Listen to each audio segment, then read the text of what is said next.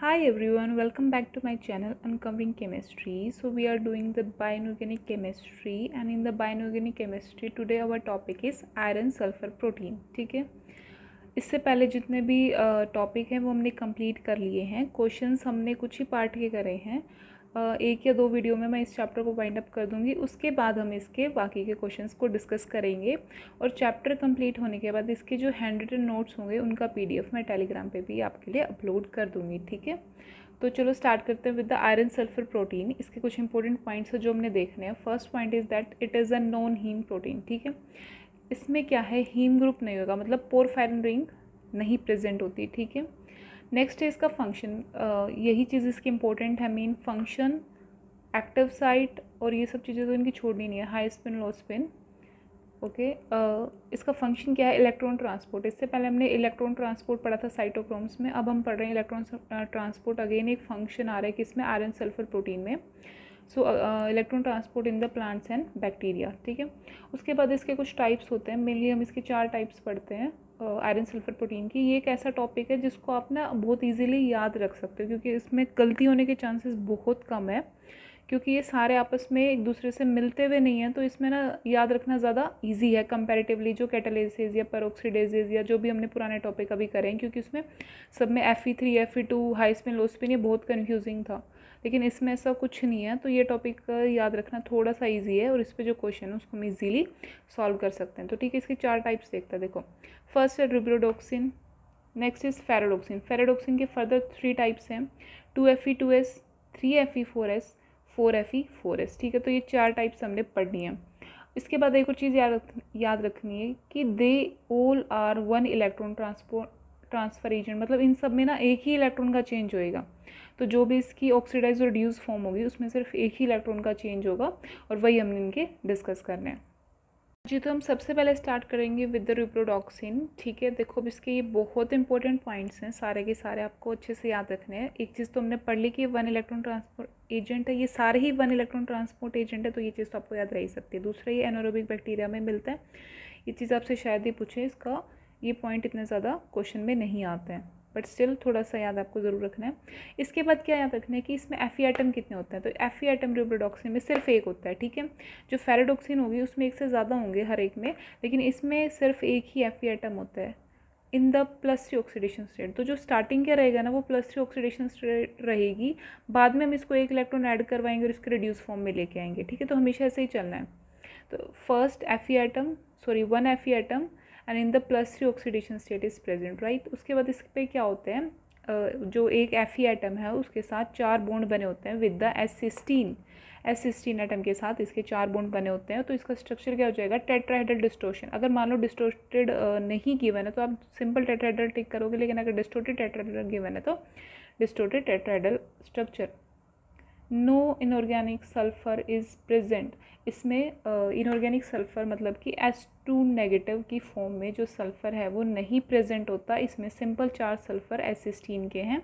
इसमें कोई भी इनऑर्गेनिक सल्फर प्रेजेंट नहीं है, और इसमें सिर्फ एक ही एटम है, Fe atom in the +3 oxidation state. Next is इसका स्ट्रक्चर क्या है रिप्रोडॉक्सिन का. देखो, Fe एटम की हमने बात करी है, 4 बॉन्ड बने हुए हैं S16 के साथ. ठीक है, कोई बायोऑर्गेनिक सल्फर नहीं प्रेजेंट है. उसके बाद जो ये Fe3 है, ये क्या है, इसकी ऑक्सीडाइज्ड फॉर्म. दूसरा एक इसमें प्रेजेंट है हाई स्पिन में. तो इसके कॉन्फ़िगरेशन क्या रहेगी, T2G3 Eg2, and it is a paramagnetic. क्यों, क्योंकि एंटी फेरोमैग्नेटिक कपलिंग के लिए कोई और एटम प्रेजेंट ही नहीं है, तो ऑब्वियसली क्या रहेगा, पैरामैग्नेटिक, क्योंकि अनपेड इलेक्ट्रॉन प्रेजेंट है. उसके बाद क्या हुआ कि एक इलेक्ट्रॉन इसमें, क्योंकि that's one electron transfer agent, तो क्या होएगा, ये किस फॉर्म में कन्वर्ट हो जाएगा, रिड्यूस फॉर्म में, where is oxidation state is +2 and it is also high spin. ठीक है, हाई स्पिन होगी तो इसकी कॉन्फ़िगरेशन क्या रहेगी, T2G4 Eg2. It's also a paramagnetic because there is no other atom for the anti ferromagnetic coupling. Again what happen when it is come to reduce form, the FeS distance increase. इनके बीच का जो distance है वो क्या हो जाएगा, बढ़ जाएगा. तो ये सारा है किसका, रिप्रोडॉक्सिन का, कि इसमें सिर्फ एक एटम प्रेजेंट है, वन इलेक्ट्रॉन ट्रांसफर एजेंट है, ऑक्सीडाइज और रिड्यूस फॉर्म देख ली, दोनों हाई स्पिन में प्रेजेंट होंगे, दोनों पैरामैग्नेटिक होते हैं, और इसमें कोई भी बायोऑर्गेनिक सल्फर प्रेजेंट नहीं होता. नेक्स्ट हम देखते हैं फेराडॉक्सिन. फेराडॉक्सिन क्या होता है, सबसे पहले हम फेराडॉक्सिन के 3 टाइप पढ़ चुके हैं. फर्स्ट हम लेंगे with the 2Fe and 2S. ठीक है, अब प्लांट फेरोडॉक्सिन, इसको हम क्या बोल सकते हैं, प्लांट फेरोडॉक्सिन। ये भी क्या है, 1 इलेक्ट्रॉन ट्रांसफ़र एजेंट। इसके अंदर क्या होते हैं, 2 Fe प्रेजेंट होते हैं। बता दिया ना, सिर्फ एक Fe वाला सिर्फ रिबोडॉक्सिन मिलेगा, अभी सब में एक से ज़्यादा ही होंगे। तो इसमें क्या है, 2 Fe प्रेजेंट है, ऐसे चलेंगे 2 3 4, ठीक है। तो ये है 2 Fe in the +3 oxidation state, मतलब दोनों के दोनों Fe +3 ऑक्सीडेशन स्टेट में है और दोनों ही किस में है, हाई स्पिन में। इट्स अ डायमैग्नेटिक, क्यों, क्योंकि दोनों क्या करेंगे, आपस में एंटी फेरोमैग्नेटिक कपलिंग कर लेंगे, तो क्या हो जाएगा, पेयर्ड हो जाएंगे इलेक्ट्रॉन्स, फ्री इलेक्ट्रॉन्स, और ये क्या हो जाएगा, डायमैग्नेटिक। इसके बाद जो इसका स्ट्रक्चर है वो है टेट्राहेड्रल स्ट्रक्चर। उसके बाद क्या होता है, इसमें एक और पॉइंट है, बायो इनऑर्गेनिक सल्फर जो है H2 नेगेटिव, वो प्रेजेंट होते हैं। कितने होते हैं, 2। तो इसमें क्या है, 2 बायो इनऑर्गेनिक सल्फर प्रेजेंट है, इसलिए हमने लिखा है 2Fe 2S। 2Fe मतलब इसके जो भी मेटल हैं, और ये जो 2 S हैं, या जितने भी हम ये इसके साथ नाम अभी मैंने बताया था, 2Fe 2S या 3Fe 4S 4Fe 4S, तो ये जो S हैं ये सारे बायो इनऑर्गेनिक सल्फर हैं। इसमें S16 का कोई रोल नहीं है। S16 भी प्रेजेंट होता है, लेकिन वो चीज़ यहाँ नहीं लिखी जाती। तो यहाँ लिखने का मतलब ही यही है कि ये कौन से सल्फर हैं, बायो इनऑर्गेनिक सल्फर।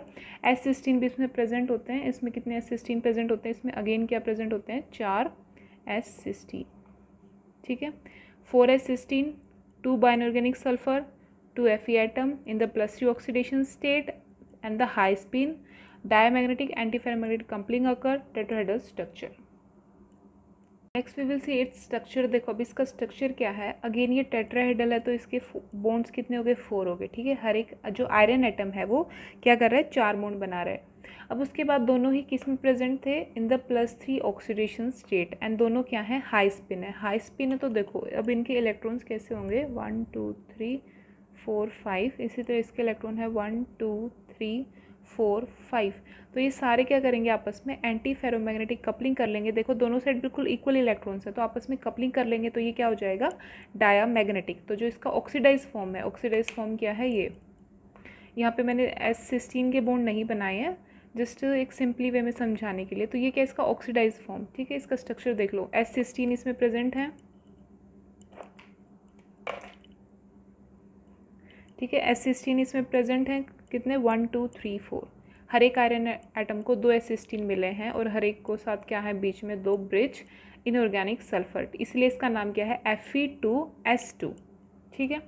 इसके बाद देखो जो इसकी ऑक्सीडाइज फॉर्म है, उसमें ऑक्सीडाइज फॉर्म में क्या बताया है कि क्या प्रेजेंट है, दोनों की दोनों हाई स्पिन में हैं, तो सारे इलेक्ट्रॉन्स आपस में कपलिंग कर लेते हैं, क्योंकि दोनों side equal number of electrons है, तो कपलिंग कर लेके क्या बना देते हैं, पेयर होके क्या बनाएंगे, दे आर डायामैग्नेटिक, ठीक है।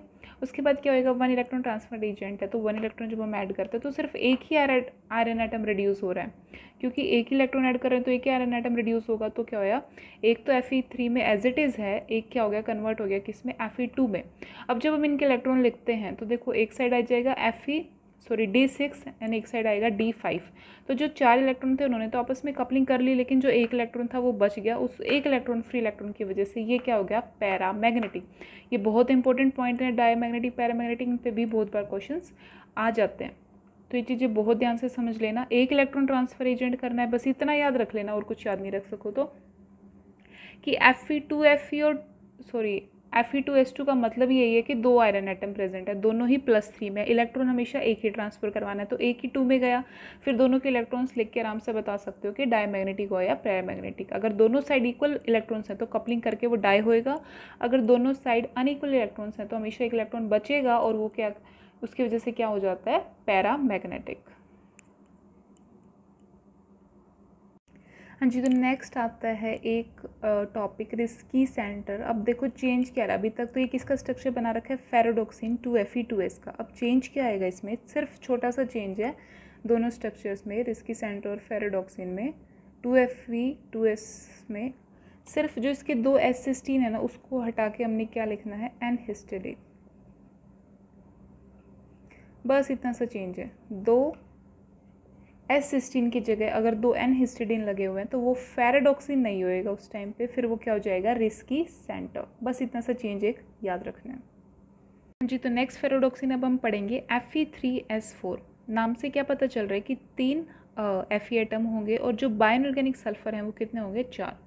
इसका स्ट्रक्चर कैसा होता है, क्यूबेन लाइक बॉन्ड, इसमें हर एक Fe के 4 ही होते हैं, लेकिन अब देखो चेंज क्या आ रहा है इसमें, ठीक है। अब क्या हुआ कि इसमें क्या होता है, अगेन ये टेट्राहेड्रल ही होएगा, क्यूबेन with the one corner removed. इसमें बस चेंज क्या है कि अगर जो क्यूबेन हम बनाएंगे उसमें से जब हम एक कॉर्नर हटा देते हैं तब क्या बनता है, Fe3S4। 3 Fe एटम प्रेजेंट हैं, तीनों ही किस में है, +3 ऑक्सीडेशन स्टेट में, तीनों ही कैसे हैं, हाई स्पिन। जो इनऑर्गेनिक सल्फर हैं, बाइनऑर्गेनिक सल्फर, वो कितने हैं, 4, ठीक है, 4 बाइनऑर्गेनिक सल्फर इसमें प्रेजेंट है। उसके बाद देखो इसकी ऑक्सीडाइज फॉर्म देखते हैं हम। ऑक्सीडाइज फॉर्म में क्या है कि तीनों हमने बता दिया कि इसमें है +3 ऑक्सीडेशन स्टेट में। अब क्या हुआ कि दो देखो इधर इनके दोनों के जो इलेक्ट्रॉन्स है वो सेम होंगे तो दोनों आपस में कपल करके क्या बना लेंगे, डायमैग्नेटिक। लेकिन अभी भी एक आयरन एटम ऐसा रह गया, एक आयरन एटम ऐसा रह गया जिसके पास क्या है, इलेक्ट्रॉन्स अभी भी प्रेजेंट हैं। अब इसकी वजह से क्या हुआ कि अनपेड इलेक्ट्रॉन आए और ये क्या बन गया, पैरामैग्नेटिक। तो ओवरऑल जो ऑक्सीडाइज फॉर्म है वो कैसी हुई, पैरामैग्नेटिक। उसके बाद क्या हुआ, इसमें 1 इलेक्ट्रॉन ट्रांसफर एजेंट है, इलेक्ट्रॉन ट्रांसफर होने से जो एक आयरन एटम है वो रिड्यूस हो गया। मान लो हमने इसी को रिड्यूस कर दिया तो एक आयरन एटम तो क्या हो गया, रिड्यूस हो गया, तो Fe2 में चला गया। दोनों किस में बचे हैं, Fe3 वाले अगेन क्योंकि सेम नंबर ऑफ इलेक्ट्रॉन्स हैं तो ये आपस में कपल करेंगे।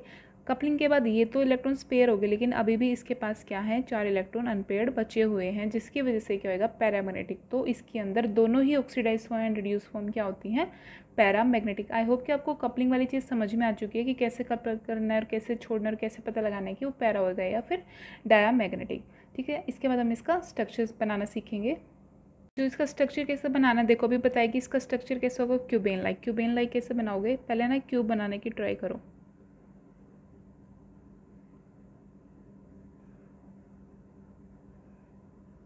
ये मैं इसके कॉर्नर्स को भी मिला इसने रही क्योंकि यहाँ पे बीच में एटम्स लगाने हैं,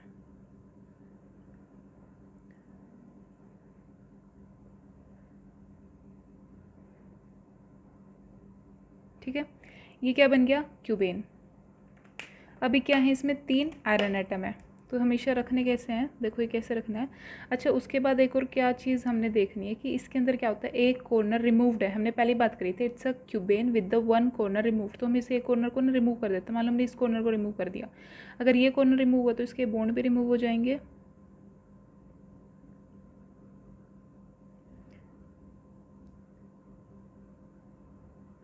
इस तरह से, ठीक है। तो सिर्फ क्या करना है, एक कॉर्नर रिमूव कर दिया क्यूबेन बना के। अब जो बच गया वो हमारा स्ट्रक्चर है किसका, Fe3S4 का। अब देखो रखना कैसे, पहले रखा आयरन, उसके बाद नेक्स्ट पे रखा सल्फर, फिर again iron, then again sulphur, ठीक है। अब यहाँ पे Fe आ चुका है तो यहाँ पे क्या आएगा, सल्फर। अब सल्फर आ गया तो यहाँ पे क्या आएगा, आयरन। अब यहाँ पे आयरन आ चुका है तो यहाँ पे क्या आएगा, सल्फर, ठीक है। आया समझ में इसका कैसे बनाना है, FeS। अब देखो खुद काउंट करो कितने Fe हैं, 1 2 3। एक कॉर्नर हमने रिमूव कर दिया, S कितने, 1 2 3 4। बाइनोग्रेनिक सल्फर 4 है, Fe कितने हैं, 3। हर एक Fe के साथ क्या लगा है, S16। हर एक Fe के साथ क्या लगा है, S16। देखो अब इसका अगर स्ट्रक्चर देखो कितने बॉन्ड है, 1 2 3 4, 1 2 3 4, 1 2 3 4। हर एक Fe के क्या है, स्ट्रक्चर अगेन क्या है, टेट्राहेड्रल ही आ रहा है क्योंकि 4 बॉन्ड है। इसका स्ट्रक्चर आपको बनाना आ गया होगा। पहले एक क्यूबेन बनानी, उसका कॉर्नर रिमूव करना है। कॉर्नर रिमूव करने के बाद FeS लीनियरली इसको अरेंज कर देना है और उसके बाद हर एक Fe के साथ S16 बॉन्ड बनाना है। तो 3 S16 प्रेजेंट हैं, 4 बाइनोग्रेनिक सल्फर प्रेजेंट है, 3 Fe एटम है। ऑक्सीडाइज फॉर्म में 3+3 ऑक्सीडेशन स्टेट में, रिड्यूस में एक को हमने 2 में कन्वर्ट कर देना है और दोनों ही कैसे हैं, पैरामैग्नेटिक। हाँ जी, तो नेक्स्ट क्या है देखो, sorry it's not Fe3S4, it's Fe4S4, ठीक है। नेक्स्ट फेरोडॉक्सिन हम पढ़ रहे हैं, Fe4S4। अब ये क्या है, मोस्ट स्टेबल फेरोडॉक्सिन है। इसका स्ट्रक्चर कैसा है, क्यूबेन फॉर्म में। इसमें हमने कोई कॉर्नर रिमूव नहीं करना, सिंपल क्यूबेन फॉर्म में इसका स्ट्रक्चर एग्जिस्ट करेगा। सारे के सारे Fe जो हैं वो कैसे होंगे, टेट्राहेड्रल। अरेंज होंगे। उसके बाद क्या है, इसमें 4 Fe एटम प्रेजेंट है, इतना हमें पता चल गया। अब ना सारे के सारे +3 में नहीं है, इसमें ना ऐसे अरेंज है, देखो 2 Fe एटम तो +3 ऑक्सीडेशन स्टेट में है और 2 Fe एटम किस में है, +2 ऑक्सीडेशन स्टेट में। बस इसमें थोड़ा सा चेंज आ रहा है, बाकी हमने जितने भी पढ़े हैं उसमें सारे ही ऑक्सीडाइज फॉर्म में +3 थे। उसके बाद एक इलेक्ट्रॉन ऐड करके सिर्फ एक ही किस में कन्वर्ट हो रहा था, +2 में। अब इसमें थोड़ा सा चेंज है, क्या है कि ऑलरेडी ये क्या है, ऑक्सीडाइज फॉर्म है, जो ये हम पढ़ रहे हैं ये क्या है, ऑक्सीडाइज फॉर्म। तो ऑक्सीडाइज फॉर्म में ऑलरेडी क्या प्रेजेंट है, +2 प्रेजेंट हैं। तो ऑक्सीडाइज फॉर्म में 2 एटम तो +3 हैं, 2 एटम +2 हैं। हाँ, पर दोनों कैसे हैं, हाई स्पिन में। All the Fe are the equivalents, यहाँ पर जितने भी Fe प्रेजेंट है वो क्या है, इक्विवेलेंट है। देखो अब क्या है इसमें कि इसमें क्या बोला, 2 Fe एटम, ये ऑक्सीडाइज फॉर्म है इसकी, दिस इज ऑक्सीडाइज फॉर्म, और ये क्या है, रिड्यूस फॉर्म। ठीक है, तो इसमें क्या बोला है कि इसमें 2 एटम तो Fe +3 में है और 2 एटम किस में है, +2 ऑक्सीडेशन स्टेट में। अब देखो एक इलेक्ट्रॉन ट्रांसफर हुआ है, ये तो ऑलरेडी 2 में है, लेकिन 3 वाला क्या कर रहा है, हमेशा ही 3 वाला एक इलेक्ट्रॉन एक्सेप्ट करके 2 में कन्वर्ट हो रहा है। तो 3 में कितने हैं, 2 हैं, तो उसमें से एक और किस में चला जाएगा, 2 में। तो 3 वाला ऑक्सीडेशन स्टेट में कितने आयरन एटम बचे, 1, और 2 में कितने आ गए, 3। तो रिड्यूस फॉर्म में क्या होता है, +2 ऑक्सीडेशन स्टेट में 3 एटम्स होते हैं, +3 में 1, जबकि ऑक्सीडाइज में क्या होता है, दोनों इक्वली डिस्ट्रीब्यूटेड होते हैं। ठीक है, ये चीज़ आगे समझ में। उसके बाद ये सारा कुछ हाई स्पिन में है। अब देखो डायर पैरा कैसे निकालोगे। यहाँ पे 2 Fe हैं, दोनों के पास +3 में है, तो दोनों के पास इक्वल इलेक्ट्रॉन होंगे, आपस में कपल करके डायमैग्नेटिक बना। इधर 2 Fe2 हैं, इनके पास भी अगेन सेम इलेक्ट्रॉन होंगे, कपल करके डायमैग्नेटिक। तो ओवरऑल पे क्या बन रहा है, डायमैग्नेटिक। तो इसका ऑक्सीडाइज फॉर्म क्या है, ओवरऑल डायमैग्नेटिक। जबकि जब हम पैरा की बात करेंगे, और रिड्यूस फॉर्म की बात करेंगे, तो देखो इसमें क्या हो रहा है, एक Fe तो 3 में है और 3 Fe क्या है, 2 में।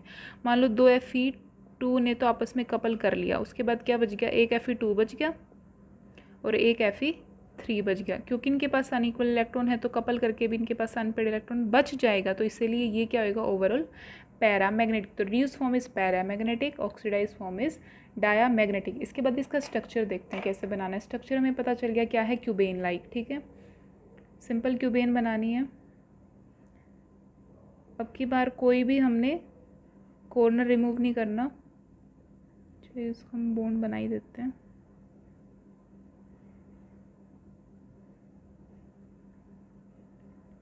अरेंज कैसे करते हैं, simple Fe S Fe S, एक बार Fe एक बार S। अब यहाँ पे S आ गया तो यहाँ पे क्या आएगा, Fe, यहाँ पे देखो S, ऊपर Fe S Fe S। ठीक है, Fe कितने आ गए, 1 2 3 4, सल्फर कितने, 1 2 3 4, और हर एक Fe के साथ क्या है, S16।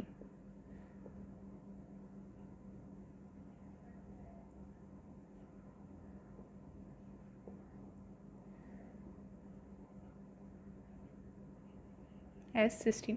तो ये है इसका स्ट्रक्चर, और हर एक Fe क्या है, टेट्राहेड्रल बॉन्ड देख लो, 1 2 3 4। तो हर एक Fe के अराउंड आपको 4 बॉन्ड मिलेंगे। तो ये टेट्राहेड्रल स्ट्रक्चर हो गया, क्यूबेन इसकी फॉर्म होगी। इसके ऑक्सीडाइज फॉर्म में 2 Fe atom +3, 2 Fe atom +2 oxidation state में। फिर उसके साथ हमने एक इलेक्ट्रॉन करके इसको भी रिड्यूस कर दिया, तो क्या हो गया, 3 Fe एटम 2 में और एक क्या बच गया, 3 में। ऑक्सीडाइज फॉर्म डायमैग्नेटिक है, रिड्यूस पैरामैग्नेटिक है। तो ये सारा है about the iron sulphur protein. I hope कि आपको ये चीज़ समझ में आई होगी और आपने अच्छे से इस चीज़ को समझ लिया। देखो इसमें सारा कुछ समझने का ही था कि इसमें मेन क्या आ रहा है, क्या पूछते हैं इसमें क्वेश्चन मेनली, या तो स्ट्रक्चर से रिलेटेड थोड़ा बहुत कुछ पूछ लेते हैं, बाकी क्योंकि सारे ही स्ट्रक्चर टेट्राहेड्रल हैं तो मेनली इस पे क्वेश्चन आना भी थोड़ा डिफिकल्ट है। मेन क्वेश्चन क्या आ सकता है, एक तो ये पूछ सकते हैं कि सल्फर कितने प्रेजेंट है बाइनऑर्गेनिक, जो कि नाम से पता चल जाएगा।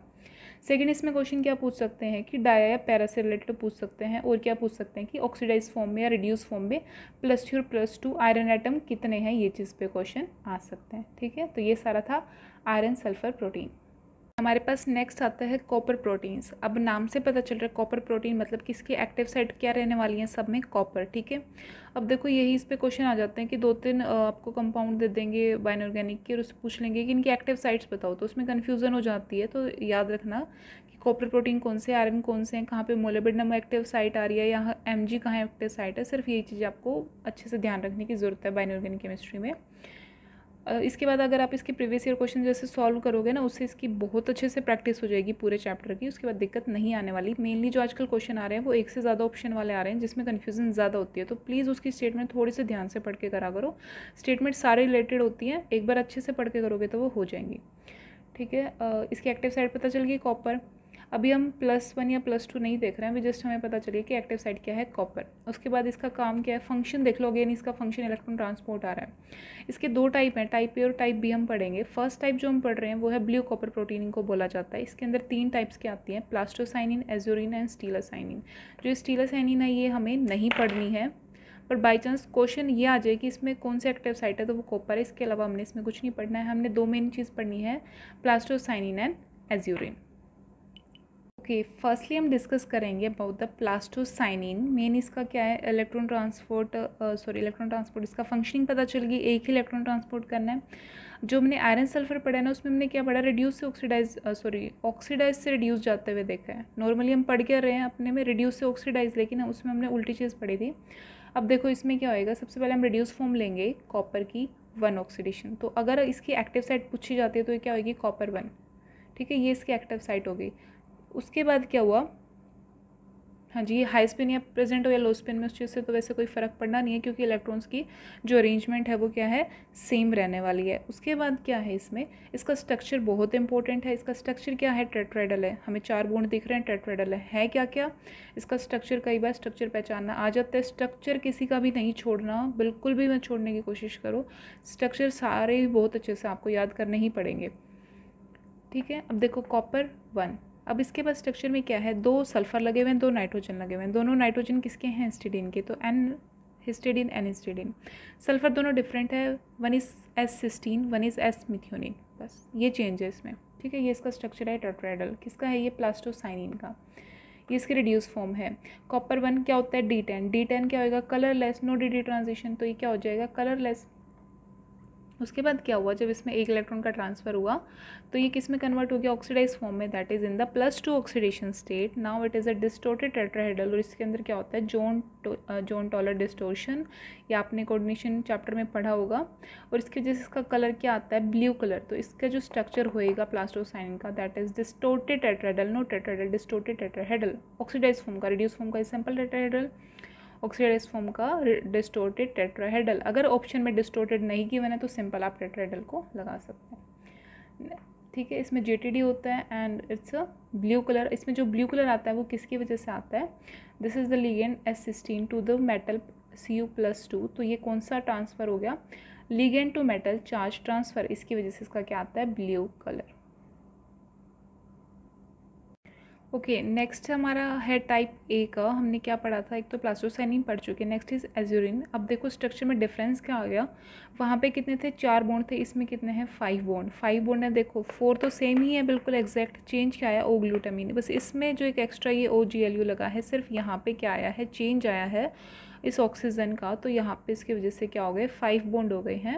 एंड इसका जो स्ट्रक्चर है वो किस में हो गया, ट्राइगोनल बाइपिरामिडल। बस एक आपको बॉन्ड एक्स्ट्रा इसमें देखना है ऑक्सीजन का। 2 सल्फर 2 नाइट्रोजन इज सेम, बस एक ऑक्सीजन एक्स्ट्रा आ रहा है 1।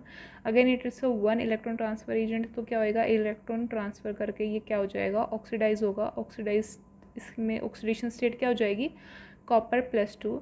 And it is also blue colour. इसका blue colour as it is जो हमने अभी पढ़ा है वो किसकी वजह से आएगा, S16 to Cu+2, that is ligand to metal charge transfer complex. अब एक और डिफरेंस दोनों में क्या आ रहा है कि ये एज्यूरिन कहाँ यूज़ होता है, it's use in the photosynthesis. Electron transport में यूज़ होता है in the photosynthesis in the bacteria.